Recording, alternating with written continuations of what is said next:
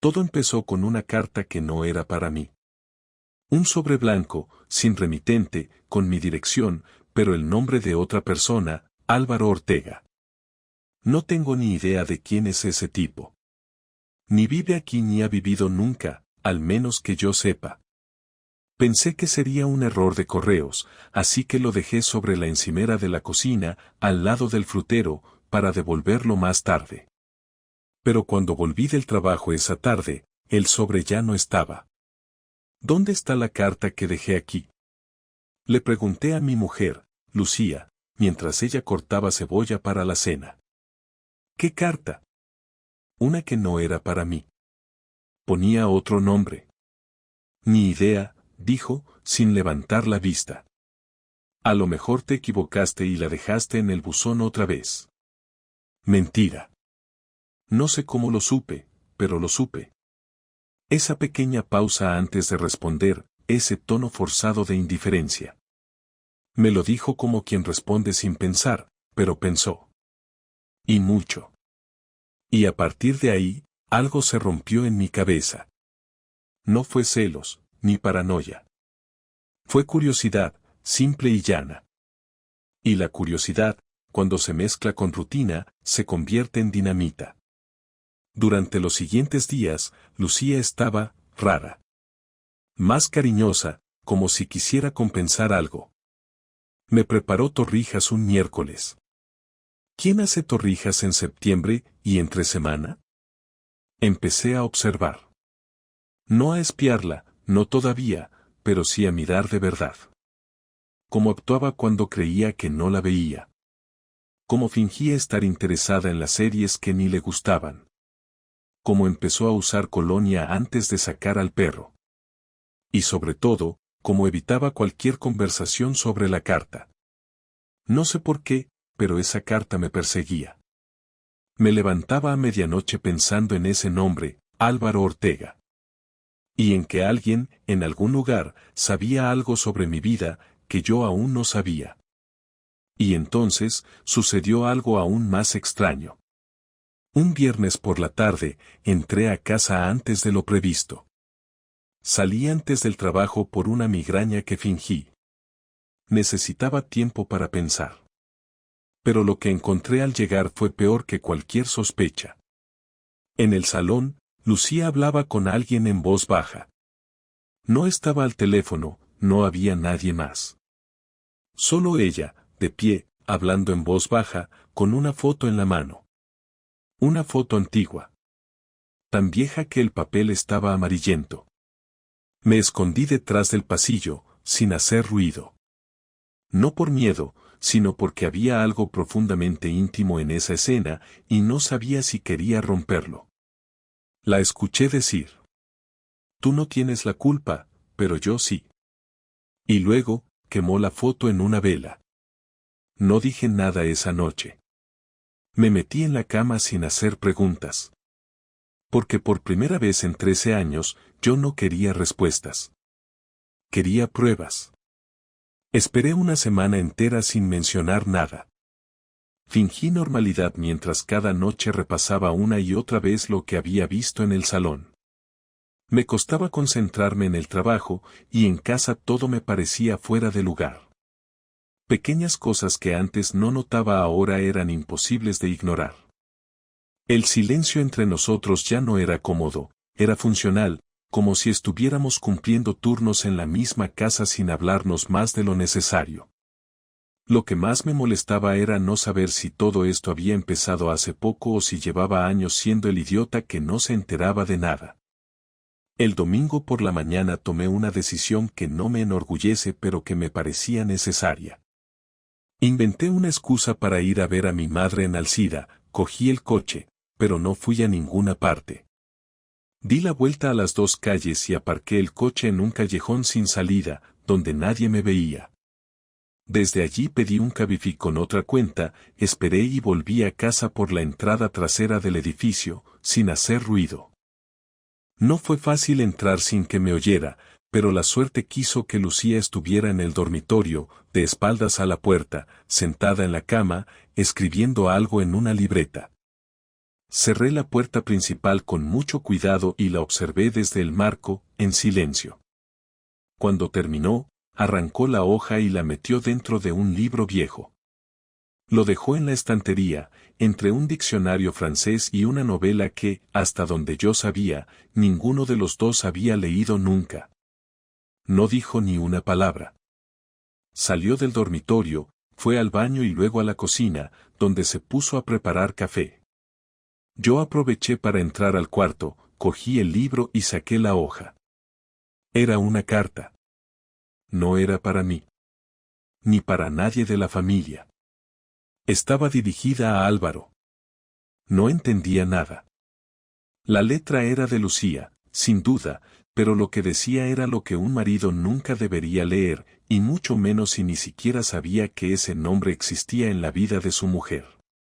No había insultos, ni palabras vulgares, ni declaraciones escandalosas. Pero había una frase que me dejó congelado: no sé cómo seguir mirándole a la cara sin que se me note lo que siento por ti. La leí 2 veces. Volví a guardarla, como si eso revirtiera el daño. Dejé el libro exactamente como estaba y salí de casa por donde había entrado. Solo entonces me di cuenta de que me temblaban las manos. Volví a entrar por la puerta principal como si nada, como si realmente viniera de ver a mi madre. Lucía me saludó desde la cocina como si todo fuera normal. Y tal vez para ella lo era. Me tomé el café que había preparado, le conté una historia inventada sobre cómo estaba mi madre, y ella fingió interés con una sonrisa amable, de esas que ya no me creía. Esa noche no pude dormir. Me acosté mirando el techo, intentando encontrar una explicación lógica que no me destrozara por dentro. Pero no hay forma amable de interpretar una frase como esa. 2 días después la llamé desde el trabajo y le dije que no llegaría hasta tarde, que tenía que revisar unos planos con un cliente. Me inventé un nombre, una dirección y hasta el motivo de la supuesta reunión. Colgó rápido, sin hacer preguntas. En lugar de irme a casa, me quedé en el coche, a 100 metros del portal, esperando.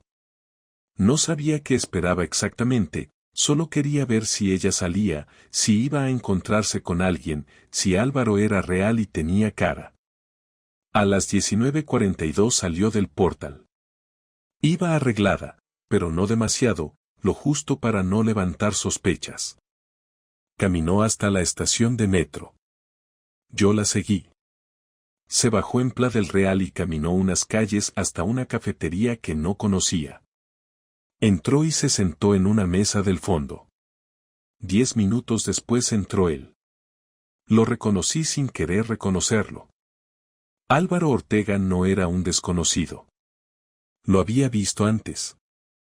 Fue compañero suyo en el instituto donde trabajó antes de cambiar de centro. Siempre pensé que era solo un colega simpático, un tipo social, de esos que se llevan bien con todos. Recuerdo haberlo visto en una cena de Navidad, incluso saludé a su mujer. Se sentó frente a Lucía, le cogió la mano por encima de la mesa y ella no hizo nada por soltarla. No se besaron ni hicieron nada escandaloso, pero no hacía falta. Esa escena no necesitaba narración. Era más íntima que cualquier cama. No me quedé a ver más. No quería ver cómo se reían. No quería ver cómo compartían lo que ella ya no compartía conmigo. Volví al coche y conduje sin rumbo. A mitad de camino empecé a gritar. No a llorar, a gritar. Dentro del coche, como un loco. Golpeé el volante, el techo, cualquier cosa. Cuando llegué a casa ella ya estaba allí. Me preguntó cómo me había ido. Le dije que todo bien. Ella sintió, se fue a la habitación y se duchó. Yo me senté en el sofá, en silencio. Como si fuera un mueble más. Sabía que el momento de la confrontación estaba cerca. Pero no quería hacer un escándalo inútil. Quería hacerlo bien. Quería que le doliera. No porque yo sea cruel, sino porque hay traiciones que no se pueden pasar por alto con un portazo y ya. Hay que hacerlas pesar. Porque si no, uno se queda con la sensación de que le han pisado la cara y encima ha pedido disculpas por manchar el zapato. El sábado por la mañana la desperté con un café. No lo hice por cariño. Lo hice porque quería que el día empezara con una falsa sensación de normalidad, que pensara que aún no sabía nada. Ella sonrió al recibir la taza, me dio un beso en la mejilla, y se acurrucó en el sofá mientras revisaba el móvil. Me senté frente a ella y la miré sin hablar. Esperé a que notara que la estaba mirando en silencio. Tardó unos segundos en levantar la vista. ¿Qué pasa?, preguntó, todavía con ese tono tranquilo, como si no hubiera nada pendiente entre nosotros. Tenemos que hablar. Vale, dime, respondió, dejando el móvil en la mesita, aún sin sospechar nada. ¿Quién es Álvaro Ortega? El cambio en su cara fue inmediato. No fue miedo ni culpa al principio, fue confusión. Como si no supiera si yo estaba preguntando por trabajo, por un vecino o por algo inocente. Pero esa expresión le duró menos de 3 segundos. Después vino el silencio. No contestó. No negó. Solo me miró, intentando calibrar cuánto sabía. ¿Por qué me preguntas eso? Porque lo he visto. Porque te he visto. Porque vi cómo te sentaste con él en la cafetería del otro día. Porque vi cómo te agarró la mano y cómo tú no hiciste nada para apartarla. Porque vi tu cara. Y porque leí una carta que escondiste dentro de un libro. Porque ya no quiero seguir haciendo el tonto en mi propia casa. Lucía se quedó inmóvil. Ni siquiera se llevó las manos a la cara como hacen algunos cuando los pillan. Solo suspiró. ¿Me seguiste? Sí. ¿Entraste al cuarto cuando yo no estaba? Sí. ¿Estás espiándome? Estoy buscando explicaciones. Llamémosle como quieras. Entonces se puso a la defensiva. Como si el problema no fuera lo que había hecho, sino que yo lo hubiese descubierto sin su permiso. Me dijo que no tenía derecho a invadir su intimidad, que no podía justificar vigilarla como si fuera una delincuente. Yo la dejé hablar. Quería que se hundiera sola, que no tuviera escapatoria. ¿Y lo que tú haces qué es? ¿Una amistad que se esconde en cartas?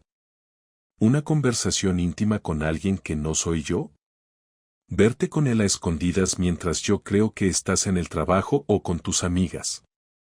¿Eso no es invadir mi vida? No es lo que piensas, dijo, finalmente, bajando la voz. ¿Y qué es entonces? Explícamelo, pero sin frases de película. Quiero la verdad. No he estado con él en la cama. No hemos hecho nada físico. Nos hemos visto, sí, pero no hemos llegado a nada. ¿Y qué has sentido por él? ¿Te gustó? ¿Estás enamorada? No sé si es amor, pero siento algo. Es distinto. Me hace sentir vista, escuchada. Contigo siento que todo es rutina, que somos compañeros de piso, no pareja. ¿Y crees que eso justifica todo lo que has hecho? No lo estoy justificando. Solo intento explicarte cómo empezó todo. Él me escribió un día, hablamos de cosas del trabajo, luego quedamos un par de veces para ponernos al día, y poco a poco la conversación cambió. No fue algo planeado. Simplemente pasó. ¿Y pensabas seguir como si nada? ¿Esperabas que nunca me diera cuenta? No lo sé. Hay una parte de mí que quería que lo supieras y otra que no quería hacer daño. Pues enhorabuena, lo lograste a medias. Ya lo sé, y me has hecho daño. Así que tu plan funcionó a la perfección. Lucía no contestó. Se levantó del sofá y fue a la cocina. No sé si para pensar, para llorar o para evitarme. Fui detrás. No te vayas. Aún no he terminado, dije sin levantar la voz. Ella se giró, con los ojos vidriosos. ¿Y qué más quieres? Quiero que me digas si pensabas dejarme. No lo sé. ¿Te planteaste decírmelo? Sí, muchas veces. Pero cuando te veo con Inés, cuando te veo cocinando, haciendo las cosas de casa, siento que romper esto sería un desastre. No solo para nosotros, sino para ella. Y no sé si tengo valor para hacerlo. Pero sí tienes valor para mentirme todos los días. Para decirme que vas con tus amigas y verte con él. Para escribirle cartas. Para esconderlas. Es que no sé cómo se hace esto. No sé cómo se gestiona el vacío que siento cuando estoy contigo. Y no sé si ese vacío es culpa tuya, mía o de los dos. No me pongas a la misma altura. Yo podré ser aburrido, podré estar cansado, podré no hacer las cosas perfectas, pero no me he enamorado de otra persona. No me he ido a una cafetería a acariciar la mano de otra mujer. No he escondido nada en libros. Yo no soy perfecto, pero no soy un traidor. Lucía bajó la mirada. Por fin había agotado sus excusas. No intentó justificarse más. No lloró. No pidió perdón. Solo asintió con la cabeza, como quien acepta el castigo sin rechistar. ¿Vas a dejarme?, preguntó. No lo sé. Pero esto no se va a quedar así. Te lo aseguro.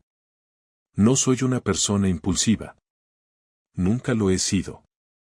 De hecho, ese ha sido uno de los problemas según ella, que todo lo pienso demasiado, que me lo guardo todo, que no actúo con el corazón. Pero si algo tenía claro después de esa conversación es que no pensaba actuar con rabia. Iba a hacerlo con precisión. Lo que había hecho no era solo una traición emocional, era una falta de respeto. Se había sentido con derecho a vivir una vida paralela, mientras yo sostenía una casa, una hija, una rutina, sin saber que en realidad estaba solo. Ella no se acostó con él, o eso dijo, pero no necesitaba que lo hiciera para saber que había cruzado la línea. Y yo no iba a perdonarlo. Ni a olvidarlo. Iba a devolvérselo con la misma frialdad con la que me miró cuando le pregunté si pensaba dejarme y respondió no lo sé. Esa misma noche, mientras dormía, cogí su portátil y copié varios documentos de su trabajo. Nada ilegal, solo informes que ella misma había guardado sin cifrar, con nombres, horarios, referencias de su instituto y del anterior. En una carpeta tenía un diario de tutorías con fechas que, curiosamente, no coincidían con lo que me había dicho durante meses.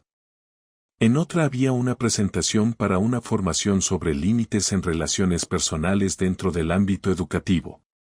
La ironía me hizo sonreír. No copié todo, solo lo suficiente.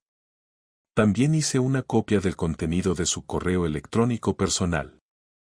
No tenía la clave, pero la había dejado abierta en una sesión anterior. No busqué nada escabroso, no necesitaba fotos ni mensajes de deseo. Me bastaba con su tono, con su manera de expresarse con él, con frases que mostraban una intimidad que jamás usó conmigo en los últimos 5 años. Guardé todo en un pendrive, lo escondí en el maletero del coche y me fui a dormir. Durante la semana siguiente fingí normalidad. Me comporté como si nada hubiera pasado. Incluso le propuse que saliéramos a cenar, y aceptó. Yo sabía que estaba esperando algún tipo de castigo, una reacción inmediata, una pataleta. Pero no le di eso. Le di algo peor, calma. Frialdad absoluta. Ella no sabía en qué momento ni de qué forma le iba a devolver lo que había hecho, y eso la tenía nerviosa.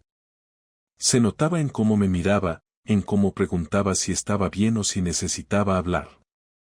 Yo simplemente respondía que estaba cansado o que prefería dejar pasar unos días. Lo que no sabía es que no iba a hablar más de esto. Ya no. Porque lo siguiente no iba a ser una conversación, sino una acción. El jueves fui al instituto donde trabaja. Me presenté como padre de una alumna, pedí una reunión con la directora y le dije que era sobre un tema delicado. Me hizo pasar. No fingí emociones. No lloré, no grité, no me mostré agresivo. Le hablé como si estuviera leyendo un informe técnico. Le expliqué que mi esposa mantenía una relación personal con un excompañero del centro anterior y que esa relación había cruzado ciertos límites que podían afectar su desempeño profesional. Le mostré algunos correos. También el archivo con fechas incoherentes sobre supuestas formaciones. Le aclaré que no tenía intención de destruirle la vida, pero que si lo que buscaba era rehacer su vida con otro hombre, entonces no podía usar como escudo la estabilidad profesional mientras destruía la familiar. La directora no dijo mucho. Asintió, tomó nota, me agradeció la información y me acompañó hasta la puerta. No me pidió más detalles. No me preguntó por qué lo hacía. No necesitaba hacerlo. Al día siguiente, Lucía me llamó desde el coche, con voz temblorosa. ¿Has hablado con alguien de mi trabajo? Sí. ¿Por qué? Porque necesitaba que entendieras que esto tiene consecuencias. No solo para mí. Para ti también. ¿Y qué esperas lograr con esto? Nada. No espero nada de ti. Ya no. Colgó sin decir nada más. Esa noche llegó tarde. No me dijo dónde estuvo. Yo tampoco pregunté. La tensión en la casa era como una cuerda a punto de romperse, pero yo me sentía más tranquilo. Sabía que la bomba estaba activada, y que no sabía cuándo ni cómo explotaría del todo. Lo mejor vino 2 días después. Una de sus amigas, que nunca me había caído especialmente bien, me envió un mensaje por WhatsApp. Me dijo que Lucía estaba pasándolo mal, que lo que yo había hecho era excesivo. No contesté. Lo único que hice fue reenviar ese mensaje a Lucía, sin ningún comentario. Lo leyó y no respondió. Ese sábado me desperté temprano, preparé el desayuno para Inés, y cuando Lucía se levantó, le dejé encima de la mesa una hoja con varias frases subrayadas. Eran de sus propios correos, impresas en papel. En la parte de abajo escribí con mi letra: esto no es venganza. Esto es equilibrio. No hablamos ese día. No hablamos al siguiente. El lunes me escribió desde el trabajo para pedirme que habláramos al volver. Le contesté que no tenía tiempo. Y era cierto. Había empezado a buscar piso. El martes por la noche me senté con ella en la cocina, después de cenar. No lo hice para discutir, ni para acusarla otra vez. Lo hice porque necesitaba cerrar esta etapa con claridad, sin dejar flecos, sin frases a medias, sin esa tensión constante que ya era parte de cada respiración compartida. Ella entró sin saber que la estaba esperando. Se quedó de pie unos segundos, como si dudara si debía sentarse o no. Finalmente lo hizo, frente a mí, en silencio. He estado buscando piso, le dije, sin rodeos, mientras le sostenía la mirada. Ya tengo 2 opciones viables. Cerca del cole de Inés, y no muy lejos de aquí. No quiero que esto afecte a su rutina. Lucía bajó la cabeza, no por vergüenza, sino porque ya no tenía energía para sostener ninguna defensa. Había perdido. No solo me había perdido a mí, había perdido esa versión de ella misma que fingía controlarlo todo. ¿Cuándo piensas irte? En cuanto firme. Quizá esta semana. A más tardar la próxima. Estoy viendo la manera más fácil de organizar la custodia sin hacer de esto una guerra. No quiero abogados ni gritos. Solo quiero estar con mi hija sin que nadie me la use como moneda de cambio. Ella asintió. No discutió nada de lo que dije. Supongo que ya había aceptado que yo no estaba hablando desde el enfado, sino desde una convicción madura, dolorosa, pero innegociable. No me gustaría que esto termine así, dijo finalmente, con voz baja, sin dramatismo. ¿Y cómo te gustaría que termine, Lucía? ¿Con una terapia de pareja? ¿Volviendo a intentar confiar en ti? ¿Pensando cada vez que sales si vas a ver a él o a cualquier otro? ¿Fingiendo que esto fue un desliz emocional y no lo que realmente fue? No estoy pidiendo que volvamos. Solo que, no nos odiemos. Yo no te odio. No me das rabia. Me das lástima. Porque tú sabías lo que tenías en esta casa, lo sabías desde el principio. Y lo rompiste por algo que ni siquiera estás segura de querer. Ella no respondió. Se quedó ahí, mirándome, como si tuviera muchas cosas que decir pero ninguna que realmente sirviera para cambiar algo. Yo aproveché ese silencio para seguir hablando, porque si no lo decía esa noche, ya no lo iba a decir nunca más. Podrías haberme dicho que necesitabas algo distinto. Podrías haberme dicho que estabas vacía. Podrías haberme pedido que habláramos. Pero elegiste el camino más fácil, el que menos consecuencias tiene a corto plazo. Y ahora te enfrentas a las de verdad, las que no se solucionan con una conversación bonita ni con una carta quemada en el salón. Te juro que nunca quise llegar a esto, dijo, esta vez con un tono sincero, casi apagado. Pensé que era algo pasajero, que podía gestionarlo, que era solo una forma de llenar algo que tú no llenabas. Tú no necesitas que te llenen nada, Lucía. Necesitas atención constante, validación emocional, estímulo externo. Y yo no estoy para eso. No lo he estado desde hace años. Porque mientras tú buscabas a alguien que te hiciera sentir especial, yo estaba aquí, haciendo la compra, pagando facturas, llevando a nuestra hija a inglés, arreglando el grifo de la cocina y esperando que algún día me miraras como antes. Yo también cuidaba de esta casa. Sí. Pero también cuidabas de una relación paralela. Una no anula la otra. Volvió a quedarse en silencio. No había lágrimas. No había súplicas. Ya no estábamos en ese punto. Lo que quedaba era un cuerpo cansado de sostener una mentira, y otro que no estaba dispuesto a perdonarla. No voy a hablar mal de ti delante de Inés. No voy a decirle que eres una traidora ni que destruiste la familia. No quiero que crezca odiando a ninguno de los dos. Pero cuando me pregunte por qué no vivimos juntos, le diré la verdad. Sin detalles, pero con claridad. Le diré que el amor se puede romper cuando uno de los dos deja de cuidarlo. Y que a veces, aunque duela, es mejor vivir en paz que compartir una casa llena de tensión y reproches. Está bien. Solo te pido que no me apartes de ella. No lo haré. Pero tú tampoco vas a decidir cómo se hace todo esto. A partir de ahora se acabó el control unidireccional. Cada decisión será compartida. Cada paso se hablará. Y no volveré a confiar en ti, así que no lo intentes. Haz lo que tengas que hacer con tu vida, pero no esperes que me importe.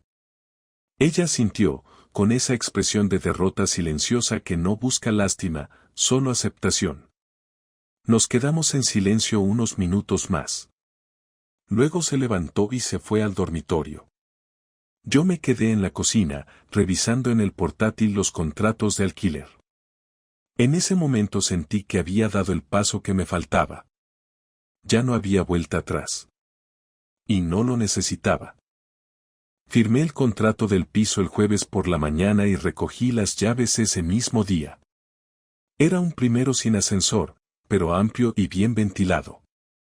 No tenía nada especial, pero estaba limpio, era silencioso y tenía espacio suficiente para cuando Inés viniera a dormir. No lo decoré con entusiasmo ni con ilusión, simplemente lo hice habitable. Compré lo necesario: cama, mesa, sofá, electrodomésticos. Hice la compra sin pensar en nadie más que en mí.